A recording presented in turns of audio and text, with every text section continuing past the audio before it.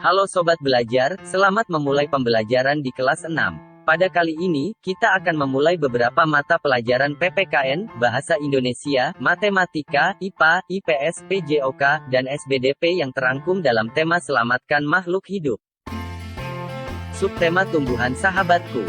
Simaklah materi pembelajaran di buku ini dengan baik untuk memahami materi yang disampaikan. Perhatikan pula video pembelajaran yang ditampilkan untuk memudahkan kalian dalam memahaminya. Sobat belajar, marilah kita mulai dengan pelajaran IPA dengan materi perkembangbiakan generatif pada tumbuhan. Pada tumbuhan terdapat dua jenis perkembangbiakan yaitu vegetatif dan generatif. Kali ini kita akan membahas tentang perkembangbiakan dengan cara generatif. Perkembangbiakan generatif atau perkembangbiakan secara kawin terjadi dengan melalui proses penyerbukan dan pembuahan. Perkembangbiakan generatif tumbuhan dimulai dengan penyerbukan, yaitu melekatnya atau jatuhnya serbuk sari ke kepala putik. Setelah terjadi penyerbukan, pada serbuk sari tumbuh bulu serbuk sari yang menuju ke ruang bakal biji. Kemudian serbuk sari akan masuk ke ruang bakal biji melalui bulu serbuk sari. Di dalam ruang bakal biji terjadi pembuahan, yaitu peleburan serbuk sari, sel kelamin jantan atau spermatozoid dengan kepala putik, sel kelamin betina atau sel telur. Hasil dari pembuahan adalah zigot.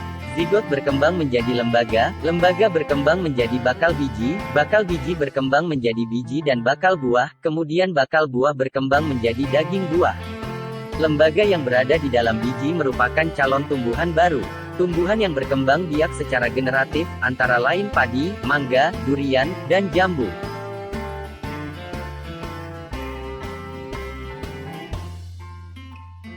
Halo Sobat kelas 6 SD, tetap semangat belajar ya. Kita akan belajar materi Bahasa Indonesia tema 1 subtema 1 pembelajaran 1 tentang ide pokok, kalimat utama, dan kalimat pendukung. Pengembangan paragraf. Ide pokok biasanya terdapat pada kalimat utama. Ide pokok juga memiliki nama lain yaitu gagasan utama atau gagasan pokok. Sementara itu, kalimat utama adalah kalimat yang mengandung inti bahasan dalam sebuah paragraf. Kalimat utama digunakan untuk membangun atau merangkai seluruh isi paragraf. Kalimat utama juga ditopang oleh kalimat penjelas. Fungsi kalimat penjelas adalah menjelaskan kalimat utama dalam tiap paragraf.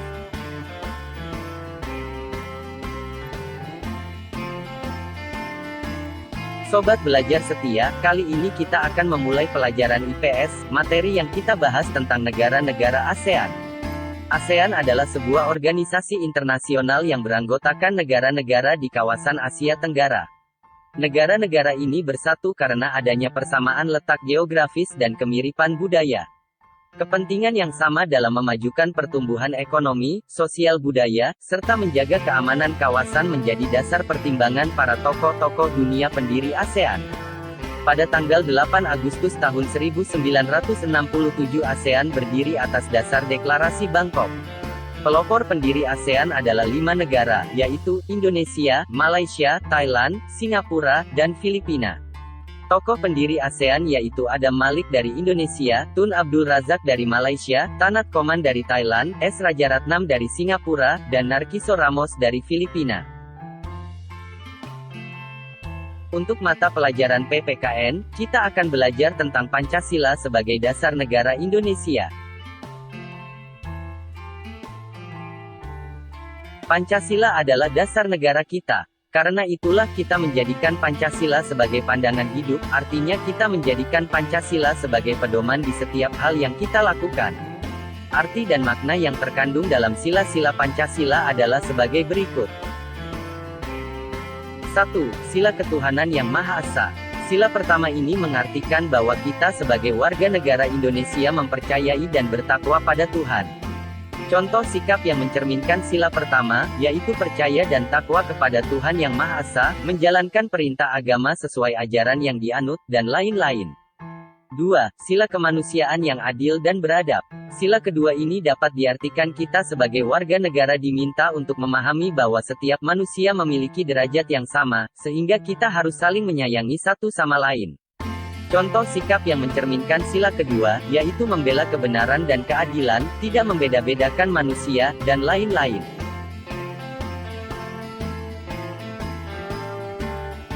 3. Sila Persatuan Indonesia. Sila ketiga ini mengandung nilai moral persatuan bangsa. Artinya, setiap warga negara Indonesia dimanapun berada selalu berbuat dan bertindak tanpa adanya niatan untuk memecah belah bangsa. Secara tersirat, nilai persatuan ini juga menuntut pengakuan adanya perbedaan dan keanekaragaman suku, bahasa, adat, agama, dan sebagainya yang menjadi kekuatan pemersatu bangsa Indonesia. 4. Sila kerakyatan yang dipimpin oleh hikmat kebijaksanaan dalam permusyawaratan dan perwakilan. Sila keempat ini mengandung nilai moral kerakyatan dan musyawarah atau demokrasi. Nilai sila keempat ini menunjukkan adanya kedaulatan rakyat dan kekuasaan berada di tangan rakyat. Segala keputusan yang menyangkut hajat hidup orang banyak diambil melalui musyawarah mufakat atau demokratis. 5. Sila keadilan sosial bagi seluruh rakyat Indonesia. Sila kelima ini mengandung nilai keadilan sosial. Wujud keadilan sosial yang dimaksud mencakup seluruh aspek kehidupan, tidak hanya ekonomi, namun juga politik dan kebudayaan. Seseorang bisa dikatakan memegang teguh nilai keadilan sosial apabila bersikap adil terhadap diri sendiri dan orang lain, menunaikan kewajiban sebelum menuntut hak, menghargai hasil kerja orang lain, bekerja keras, hemat dan tidak boros.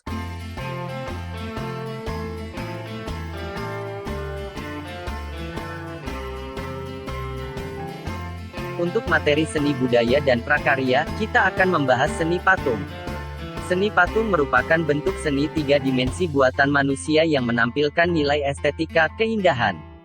Patung digolongkan sebagai seni tiga dimensi karena memiliki ukuran panjang, lebar, dan tinggi, volume, serta dapat dinikmati dari segala arah. Secara umum, fungsi seni patung berdasarkan pembuatannya diuraikan sebagai berikut. 1. Patung religi, untuk sarana beribadah dan bermakna religius. 2. Patung monumen, untuk peringatan peristiwa bersejarah atau jasa seorang pahlawan.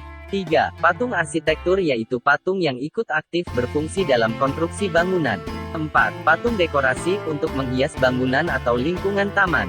5. Patung seni, untuk dinikmati keindahan bentuknya. 6. Patung kerajinan sebagai mata pencaharian para pengrajin. Untuk membuat sebuah patung diperlukan teknik khusus.